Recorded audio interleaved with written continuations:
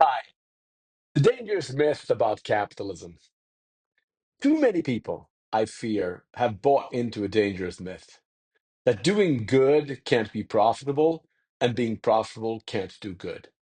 It's a story that's been repeated far too long, and it's time to retire it once and for all. I believe, as you can tell by this series about capitalism, that the very system that many people criticize actually holds the key to the future we're seeking. For decades, we've been told that there's a fundamental conflict between making money and ethical virtue. The big lie about profit and virtue. The notion that profitability inherently conflicts with ethical or virtuous practices ignores basic human nature. You simply can't build any economic, political, or social system that goes against the grain of who we are. Humans are inherently self interested. Central planning consistently fails because it attempts to override human nature instead of aligning with it. Capitalism succeeds precisely because it aligns with human incentives with productive outcomes. It leverages our inherent desire for progress, security, and improvement. When structured correctly, those motivations generate enormous societal benefits. John Mackey, co-founder of Whole Foods, describes capitalism as a win-win-win system. Customers, employees, suppliers, investors, and communities voluntarily engage because each receives real value. Done right, capitalism doesn't just allow virtue, it scales it. Earlier in this series, I introduced the idea of system confusion. It is the misunderstanding where people blame capitalism itself for issues actually caused by its distortions. Understanding this confusion matters deeply because it directly shapes our perception of business. If we clearly distinguish between true capitalism and its distortions, we can finally appreciate business for what it truly is: the greatest value creator in the world, helping more people than any other system. Indeed, we mistakenly treat it as it's solely about money, turning critics into champions. I vividly remember the protests outside our restaurants during my time at McDonald's in Sweden. Initially, I was defensive, but then I started to listen. That simple shift changed everything. I realized something crucial. Capitalism's critics could also be its greatest teachers. Many critics aren't rooting against capitalism. They're struggling within it, and that struggle is real.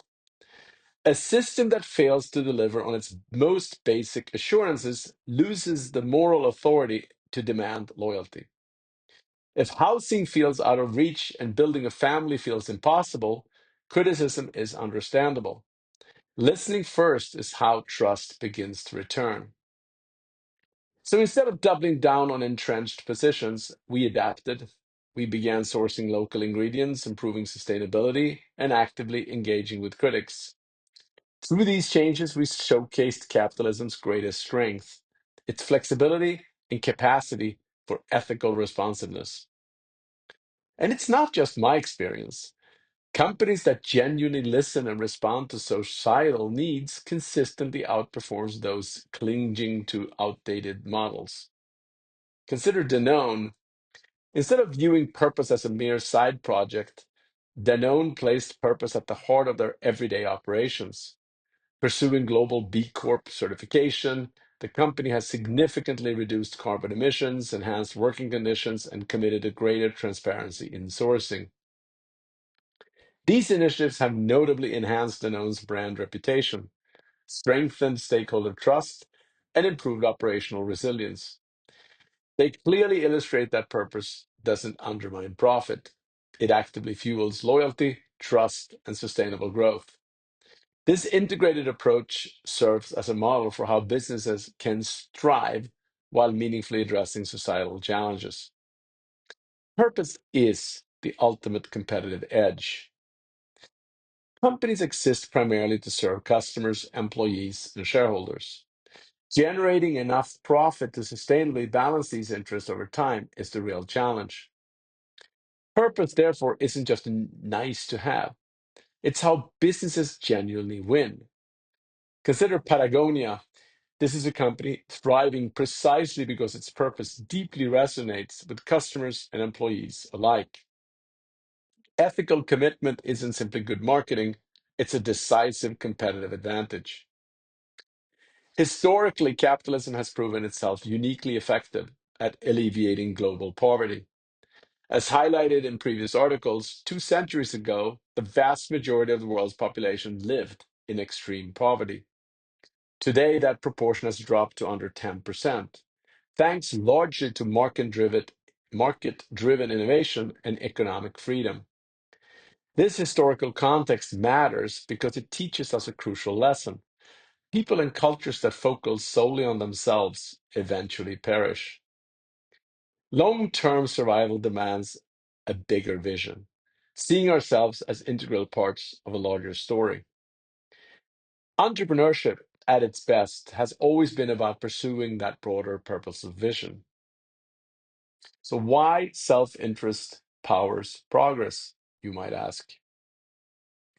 Critics frequently confuse self interest with selfishness, but that's a fundamental misunderstanding of capitalism.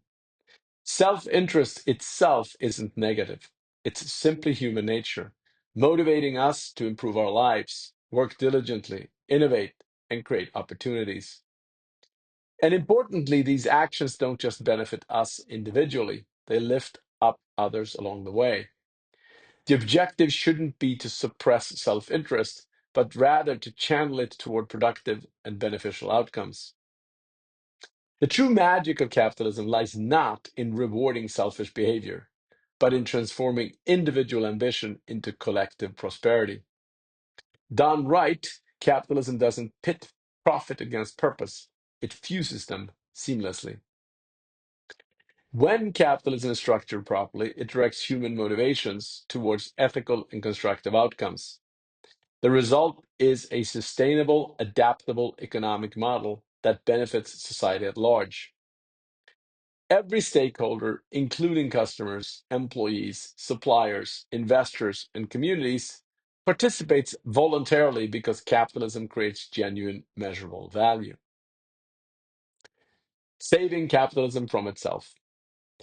Today, capitalism faces some real threat, not because it fails to produce results, but because too many people feel left out of its success. Unless we make deliberate changes, we risk losing the very system that lifted billions out of poverty. Each purchase we make, each investment we choose, each entrepreneurial decision we take actively shapes the capitalism of tomorrow. Moving forward, we must intentionally root capitalism in long-term ethical purpose, directly tackling society's most urgent problems. A key step forward is to ensure genuine economic freedom. The ability to innovate without undue barriers remains strong. Nations that prioritize this freedom consistently achieve greater prosperity and innovation. We'll explore this further in the final article of this series. We don't have to choose between virtue and capitalism. We can and must integrate both. Our task is clear: build a more inclusive, ethical capitalism and start doing so immediately. The future of capitalism isn't a theoretical debate, it's a decision we're making today. Let's make the right choice. We absolutely can. Next in this series is about young people, and they aren't rejecting capitalism itself. They're rejecting a system that feels unfair and disconnected from their genuine concerns. To rebuild trust and ensure capitalism's future, we must deeply understand why the next generation feels left behind and how we can reconnect them.